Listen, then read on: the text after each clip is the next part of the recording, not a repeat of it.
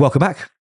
Here's the Kovacs report, and we're going to dive back into Marvel's Ultimate Universe with Ultimate Wolverine number 10. Yes, 10 issues have passed in this book.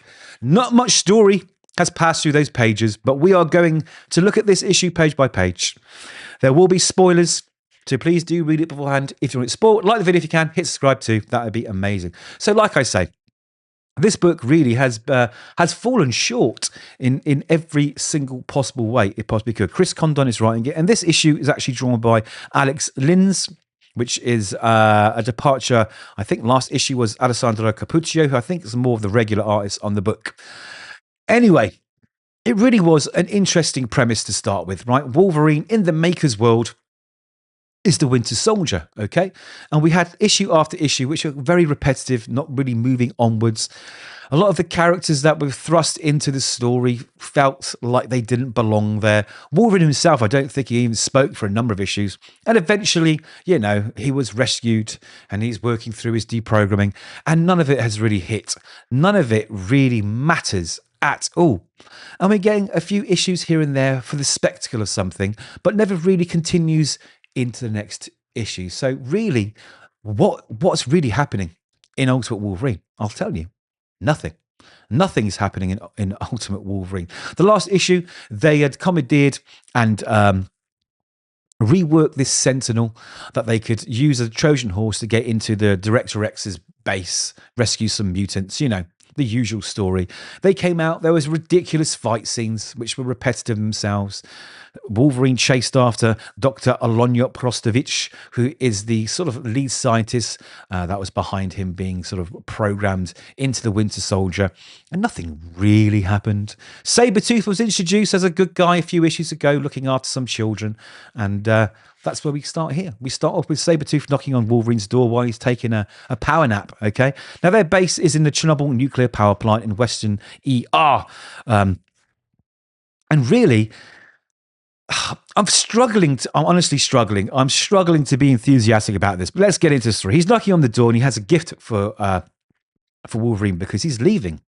And Wolverine doesn't really like this news because, you know, they're at a critical point in their war against the bad guys, okay, and they could do with Sabretooth's health. So he's sort of a bit upset that, you know, he's being left at a time where they need him the most. But he explains, he says, basically, those two kids I was hiding in Smolensk, Artie and Leech, they ain't over the border. They're still here, partly because I asked them to stay. They're like us, ain't got no family. I took a liking to them. And since they ain't got no one, and I ain't got no one, well, we sort of became, I don't know, family, I guess. Close to it anyway. I look after them. So basically he's saying he wants to take these two kids somewhere safe, hide them away, and hopefully give them a life that these two could never have had. And Wolverine's understanding of that, okay, is very understanding of that. But he has a parting gift. And of course, as with any Wolverine book, you get the Muramasa blade, which, if you're not familiar with it, it's the one thing that can cut through adamantium and many other things. And it's a gift, a parting gift to Wolverine. So he had to throw that in. He's probably been waiting 10 issues to get this blade in because, you know, make a difference. It's special. It's interesting. And it really isn't. It really, really isn't. Anyway, we jump back to the bad guys. And as you can see, Colossus here at the Kremlin is very, very upset about this recent incursion from Wolverine and his buddies.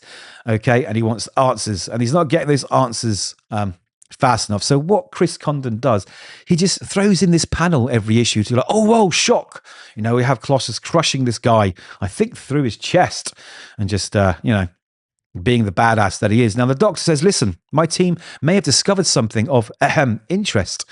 Then interest me, Director Prostovich.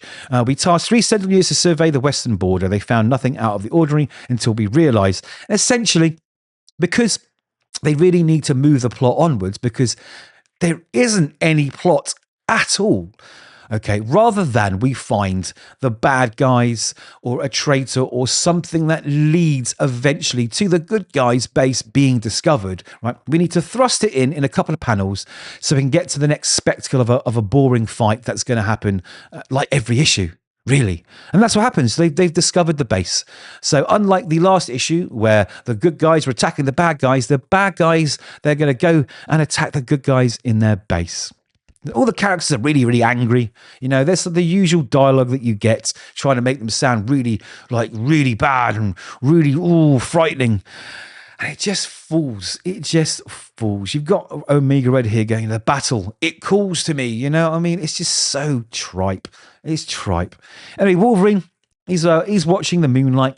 He's reflecting on the fact that Sabretooth is leaving and he's waving them goodbye. And of course, at that exact moment, right? Guess what's going to happen? Danger. And we see these missiles firing out from the sky down to the silo where Wolverine's on top of and explodes. And of course, he falls to the ground. The blade lands next to him and Sabretooth's trying to rush these children's safety. Go, go, go. And I don't think anyone really cares. And that's the problem with this book, is that no one cares about any of the characters.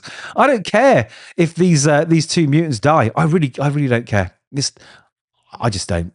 Maybe I'm cold-hearted. Anyway, look, Omega Red rising from the smoke. Ah, I know you. You forgot your way home, yes, our little winter soldier. Anyway, so they fight. Wolverine makes a play for the sword. But of course, old Omega Red flies out his tentacles, pulls him up, throws him about a bit, and then Wolverine cuts through the tentacles, cuts him in the throat, grabs the blade. Oh, so cool, isn't it? No, it's not.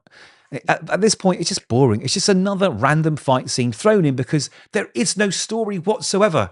There is no story. Anyway, Omega Red, he drains the life out of these two innocents. Well, I say innocents, two of his own men, actually. And of course, that gives the rest of the X-Men time to assemble, much like the Avengers, for a big showdown. And the fight begins. The Sentinels blast. Iceman throws his sort of ice daggers. Wolverine and Omega Red clash again. The blades covered in blood. And then we jump back to a reclining Rasputin. Here, he's sitting there thinking about what's going on. He gets a visit. He goes, Leader Rasputin, I am sorry to bother you, but I have news. What news? From the Chernobyl operation, sir. Only this box has returned thus far. It says it is from your brother Mikhail. I did not look inside. Bring it to me. And by this point, you know who's in the box, right? Dearest brother and sister, I must return your gift as I found it unacceptable. And then you see whose head is sitting in the box. Yeah, what a reveal, right? You might as well have said, right, he's a cop on his last day before retirement, and he's just going out for a routine patrol. And of course, what happens? Yeah, he gets shot or gets pulled into the act. Come on, guys, to be continued. Crikey. Honestly, I don't know how this book is going to last any more issues because there really is no story. It's become so repetitive that you know what's coming. And also, when they try and do a shock issue or introduce a new character, it's done in such a way that it kind of builds something up and then immediately deflates. It immediately deflates. I'm disappointed yet again. But why am I reading it? Well, that's to stop you from spending your money on this book unless you've read it earlier, and to point out how bad most of this Ultimate line is. Now, there have been some great books out this week, some great books. So, there are lots of positive reviews out there coming from the channel. But when I see a bad book, I'm going to call it. And this is one of them. I cannot wait till it ends. I really, really cannot wait till Ultimate Endgame comes out, which I don't have high hopes for. I'd like to have high hopes, but I don't have much hope for it. And hopefully this book's going to end. Now, they're supposed to be going 2 years, these books. And I'm pretty sure, I think Ultimate Wolverine might be ending maybe a little bit earlier because I think it started late, right? Issue 10 has been solicited, issue 11, and I guess issue 12, maybe issue 13. No, issue 13. So there's 13 issues that have been solicited up till November. And I guess Ultimate Endgame starts round about there somewhere. So maybe. I think this book is going to get cancelled. Or maybe issue 13 is a miss solicit. So there we go. I think we got 2 or 3 issues left of this, and then we can put it to bed and forget all about it. So there we go. Those are my thoughts. Do let me know yours. Be very interested to know how you felt about this entire run so far. Let me know in the comments. Like the video if you can. Hit subscribe too. That would be great. So until next time, read more comics, and we will see you soon.